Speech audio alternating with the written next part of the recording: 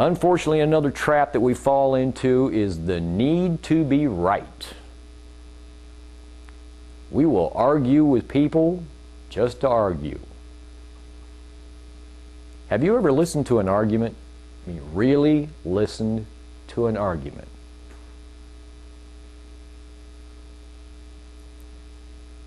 I've seen studies done where arguments were filmed. Very quickly, the argument divides up into the two sides, both trying to prove not the other person wrong, but to prove their own side right. And very rarely are they even talking about the same thing by the end of the argument. They keep hammering away at a pointless point that they're already convinced of. How do you avoid falling into the stereotype? First and most important rule of thumb is to assess the situation. You've all heard the story, pick your battles. If you're going to get your butt kicked, get out. Is this a personal attack? Be it verbal or whatever. Are they really infringing on your rights?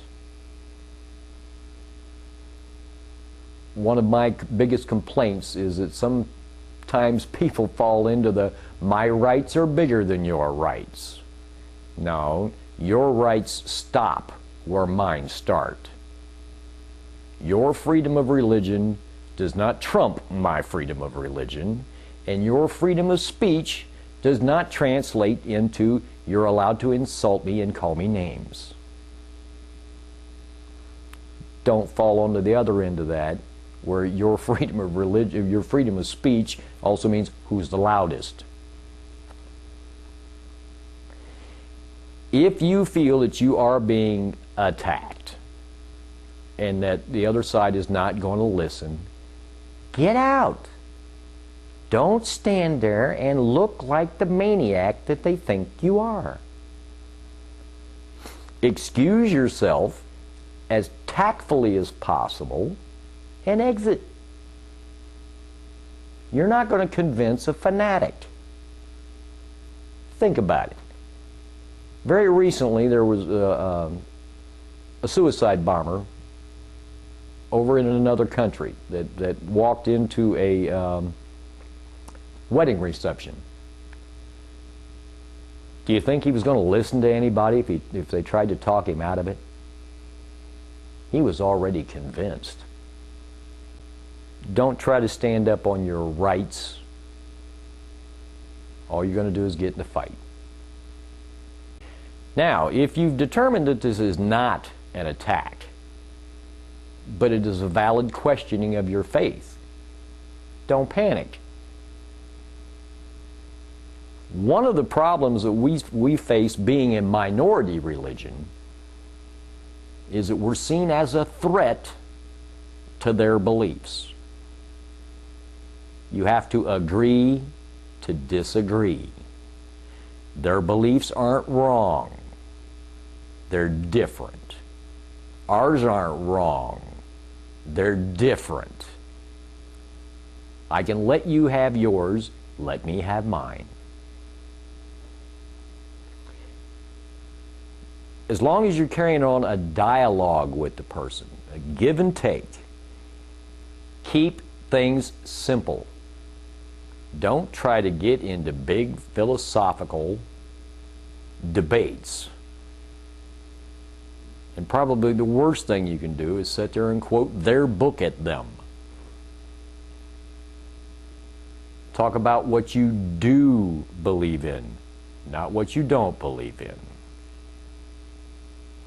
Finally, agree to disagree. You know, that's a very important point. One of the things I would like to point out that we went through recently is that if you act like a sane individual, educated, understanding, allowing the other person to have their beliefs while you maintain yours, it becomes very obvious very quickly that I'm not going to convince you and you're not going to convince me. so we can just part company and leave it at that. If you act like a maniac, they're going to call you a maniac. If they insist on being right, let them be right. There's more than one way to be right.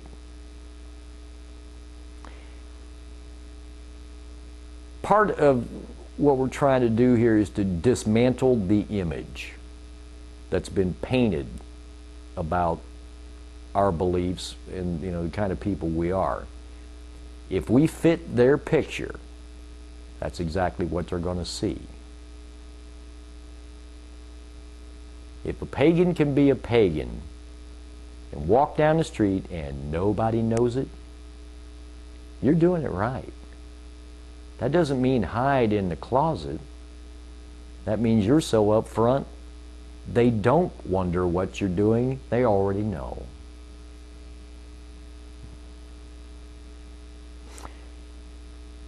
Actions speak louder than words.